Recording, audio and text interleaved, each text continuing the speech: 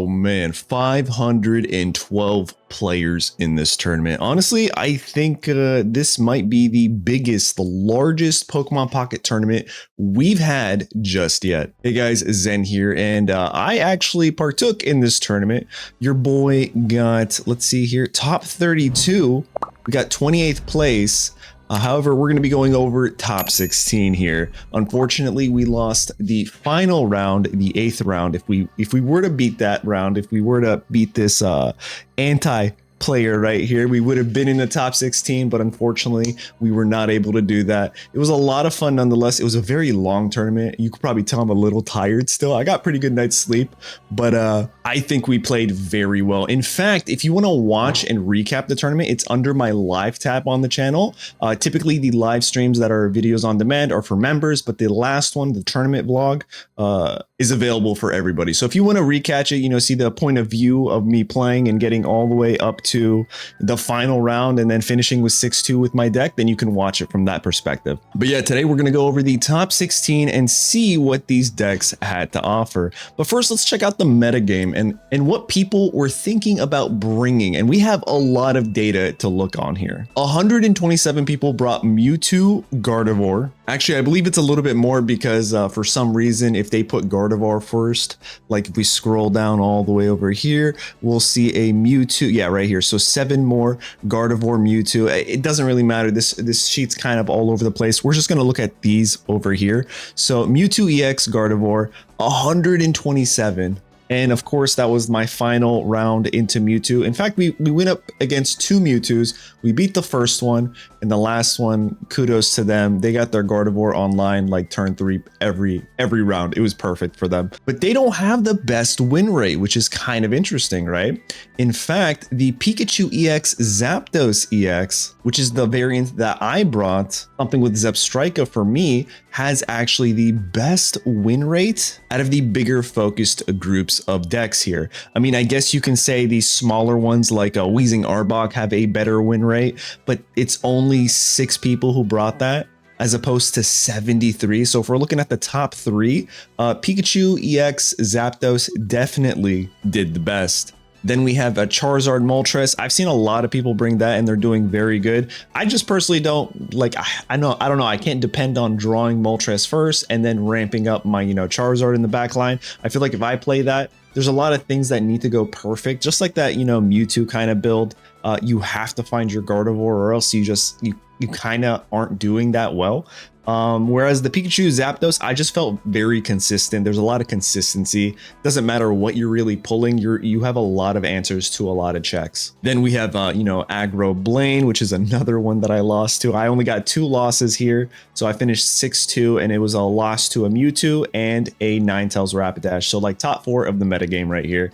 Then we have Pikachu, Electro, Pikachu Raichu, Surge, Articuno, Solo Kuno. Surprisingly, there was a ton of these, 16 of them. I personally did not think people would actually run that here. And then we had a Marowak EX Sandslash, which honestly, I was watching this as like a spectator for one of the matches in the finals.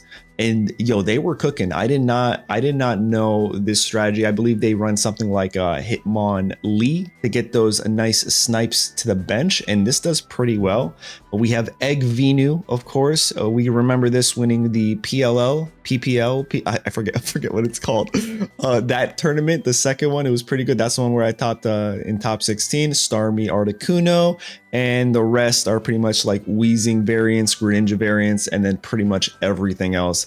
But there you guys have it. So if we look at this, it's Mewtwo, Gardevoir, Pikachu, Zapdos, Charizard, Moltres, and Blaine. And then some other interesting ones are like Articuno, Starmie Articuno, Eggs and Venu, and then Marowak and Sandslash. I think that is the one that is the most surprising for me. But now let's check out the standings, okay? We're going to go to 16th place here. This is the person that I lost to. Let's check out their deck list. It was a perfect deck for them, honestly. What's crazy is they made it all the way, it's not crazy that they made it all the way to top 16. What's crazy for me is when I went into this matchup with them, I had a great hand. Like, I feel like both of us, none of us were bricked.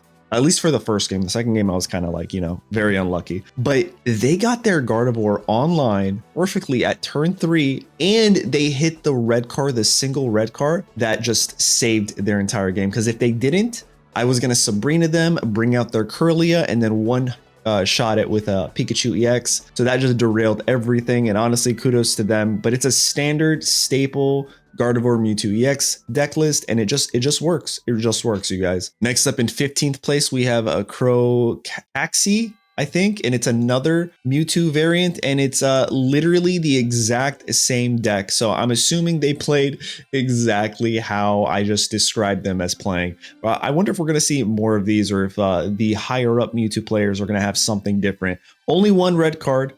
2 Giovannis. I think that's a little bit different. The other player had 2 Sabrinas, 1 Giovanni. They're running 2 Giovannis, 1 Sabrina. That's something to know. 14th place. Oh my God, look at that, guys. We have another Mewtwo. This one's a little spicy. We have no Giovannis and a single Meowth. Personally, I think you should run the event Meowth if you're going to run in a Meowth. I don't know. Could give you some better luck in the game, but okay, that's 3 back-to-back Mewtwo's. Nothing too crazy here. Standard staple decks. Next up is 13th place, and it's a Pikachu Lieutenant Surge deck. I think this is pretty strong, especially if you're able to get your energies onto like your Zapdos, your Pikachu, even your Electrode, right? And then when you need to, you can pivot back out, swap in your Raichu, and then hit a single Lieutenant Surge. I think there's this insane amount of value there.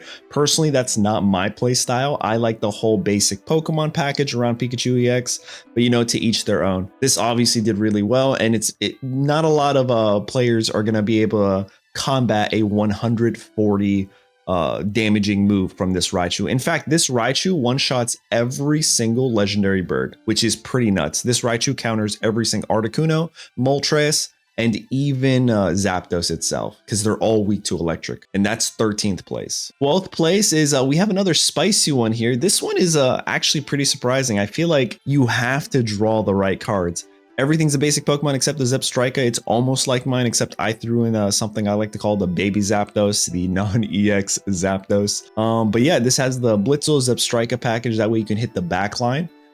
As well as the 2 Pikachu EXs and the 2 Zapdos and 2 Giovannis.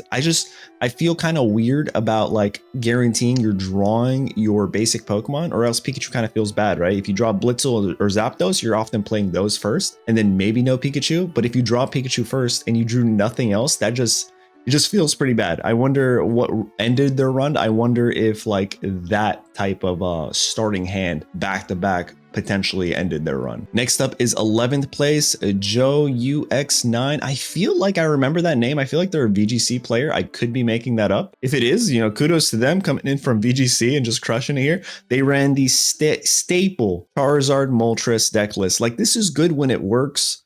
There's a lot of RNG in this game, right?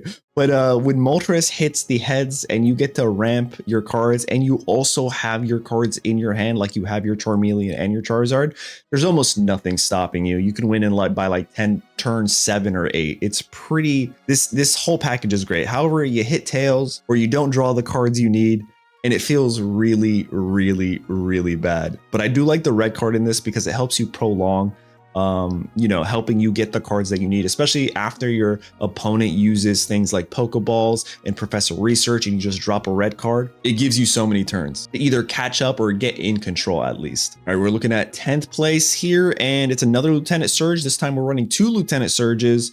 Yeah, this is a fully Lieutenant Surge. I like this one. I like that this is doubling down on it. We also have Electrode with the 0 retreat cost. We do have a single Zapdos EX and 2 Pikachu EXs in case we wanted to pivot and go for something else. But I do like having this Raichu here. And this is honestly a Lightning Surge deck list that I would be very comfortable running. 2 X speeds to help counter everything. Everything in this deck has 1 retreat cost, as well as Electrode having, you know, 0 retreat cost, which is pretty good. But yeah, overall, fantastic deck. And this was the 10th place, I believe. Moving on to the 9th place, and it is another Mewtwo EX deck list. And this is honestly pretty interesting. Another single red card, a single Giovanni, but then we have Jinx here, which is pretty much a basic stage, low budget Alakazam, if you will, which is pretty good. But I feel like this could help out in certain situations. For example, if you have your Gardevoir online and your Mewtwo's taking damage from something that has like 2 or 3 energy and you've done damage to it, you can just pull your Mewtwo back, bring out your Jinx, maybe even use Gardevoir's ability to ramp it up to use the attack Psychic, and now it could potentially do a lot more damage to that Pokemon that was threatening your Mewtwo. On top of that, potentially knock it out. And then also, if they do knock out your Jinx, it's only 1 point. You pivot back with your Mewtwo EX and close out the game. So I feel like Jinx isn't actually a bad pick for Mewtwo. I just feel like it depends on how you use Jinx. You don't want to lead Jinx. Jinx might be a late game pivot or finisher. That's my personal take. I don't know how this person played it. I'd be very interested to know if that's exactly the thought process or if I'm getting it entirely wrong. But that's how I would assume you would play this, especially at such a high level. And now it's time for the top 8, you guys. Here's the 8th place, and it is a there you have the baby Zapdos. This literally almost looks like my deck list, except I think they have one more Sabrina than they have baby Zapdos. So there you guys have it. My deck list could have been a top 8. You know, I could have made it. It was but you know, things happened. It was a great game. Honestly, I was getting tired. I'm not too mad. I definitely needed the sleep. But check this out. I can already tell you, Zebstrika is the unsung hero of this deck. Pikachu deals 90 damage when you have a full bench. So having Zebstrika to start, or even just there to get the finishing damage off of things, or to just send damage to everything over 90, get them down to 90. That way your Pikachu can come in and just clean up, is just so, it's just so underappreciated. Even by me, when I first saw Zebstrika, I was like, yo, this is kind of not a great Pokemon, right? It's 1 retreat cost, it's 1 energy to deal damage, it's a 90 HP, it's not that bad. I think it's pretty good. I think it's definitely valuable for sure. And then that baby Zapdos is just there because it's also a single retreat cost that you can pull back with X speed, and it's 100 HP. And it costs 1 prize point, so you can like ramp up some other things on the bench and then just leave that as a body. You're almost never giving energy to this unless you're retreating. So that's something to note. All right, here's a 7th place, and this is the deck list. I'm gonna try this out. This literally just looks like the starter deck with an extra Marowak, which is kind of crazy, and a couple supporter cards. But this did so well. Like the way they played. I was watching one of the matches where they pulled back their Marowak. I didn't know what was in their hand. They had their hand covered, right?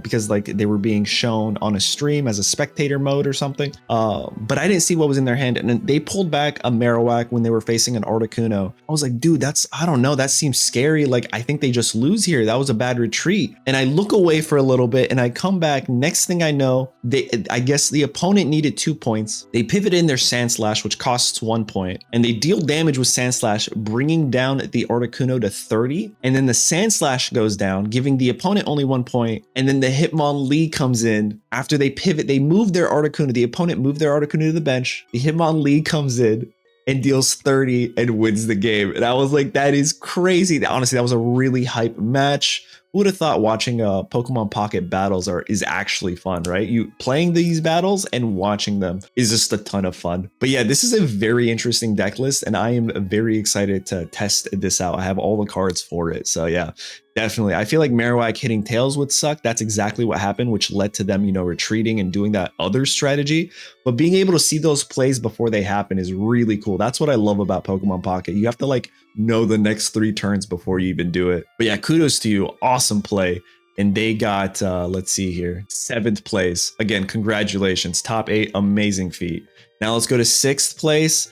Here is another Electro, pretty much standard Pikachu EX. Nothing crazy here. 1 Sabrina, 1 red card, 1 Giovanni, a baby Zapdos, 2 0 retreat Electros. It does the thing. Personally, I like Zebstrika a little bit more, but they got 6th place, so what do I know? Good for them. Next up is 5th place by Goof GG. I feel like I want to say they used to play Unite. I feel like I remember that name.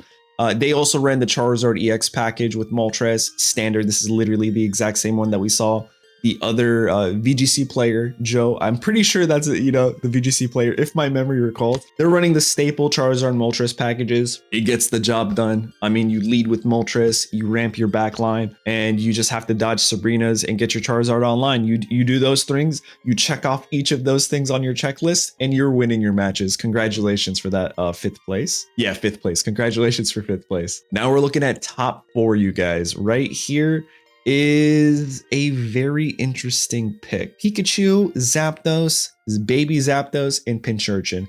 The reason I say this is interesting is because it's a hybrid between Pikachu EX and just Zapdos EX 18 trainer cards, if you will. Because there's really not that many basic Pokemon. I guess in theory there are, but do you really want 3 other EXs and maybe a Zapdos or a Pincurchin on your bench, giving you no value? I don't know. That it really just leads to your Pikachu and your Zapdos being the ones that control your games. I guess Pincurchin could be good too if you flip heads to Paralyze, but I don't know. This one's a tricky one for sure. It really just depends on your hand, what you're drawing. You don't have any resets unless your opponent resets you with the red card. So yeah, hopefully you draw your good cards, right? But again, this is like top 4. So what am I talking about? Apparently they had the best hands ever to get these plays. So congrats to you. Good job. 3rd place, and it's getting even smaller. Okay, is that literally what it is? You play Pikachu, Zapdos, and just don't play any other basic Pokemon cards. In fact, this was the first variant that I was thinking of bringing into the tournament because I saw another tournament where someone did 11-0. They went 11-0 with this exact deck, but I played it on ladder, I practiced, I scrimmed with it with viewers. It didn't feel good. It didn't feel well. Again, it's a Pikachu, Zapdos EX 18 trainer hybrid, but it felt like I wasn't drawing the cards that I needed. In fact, I would draw the Zapdos, basic baby Zapdos before drawing anything else. I'd brick on my researchers, my Pokeballs. I don't know, guys. But apparently it's 3rd place, so maybe I do need to test this out a little bit more. Let me know in the comments what you think about this strategy. Why do you think this does so well, especially in a deck like with Pikachu that requires you to have so many Pokemon on your bench? Maybe it's relying on Zapdos entirely. Maybe that's what's kind of crushing it there. I don't know. Let me know in the comments down below, guys. Now we're looking at top 2, and we got another Mewtwo. Nothing crazy here. This looks like the almost identical list that I lost to, except they have a extra Giovanni over their Sabrina. But yeah, Mewtwo still OP. Nothing too crazy here. And then finally, the winner of this 500 plus tournament. Congratulations. Oh, look at that. Zebstrika, baby. Literally the exact deck list that I was running, except they have Pincurchin instead of baby Zapdos. And just kidding, it is not the exact deck list. I had potions. They have red cards. It is very different. They ran less protection and more just disruption and full-on damage and control. Like it's pretty good, and honestly it's a bit aggro, especially if you get your Pikachu EX online. Congratulations for the 1st place. Very nice deck, but nonetheless, there you guys have it. This is kind of what we're looking at. Again, the one that surprises me the absolute most is this Marowak EX Sandslash. I feel like this definitely is gonna have some room to grow. Like, this is pretty interesting. This for me is just like seeing the Venusaur Executor do well and win the last tournament. Even though it didn't win, it got pretty good placements. But there you guys have it. Let me know what you think in the comments down below. Be sure, if you want to catch the vlog, or not the vlog, the VOD of the tournament from my point of view, it's in the live tab. Let me know what you think. Don't forget to hit the like button. Let's see if we can get 200 likes on the video. Don't forget to subscribe, and I will catch you guys in the next one. Later.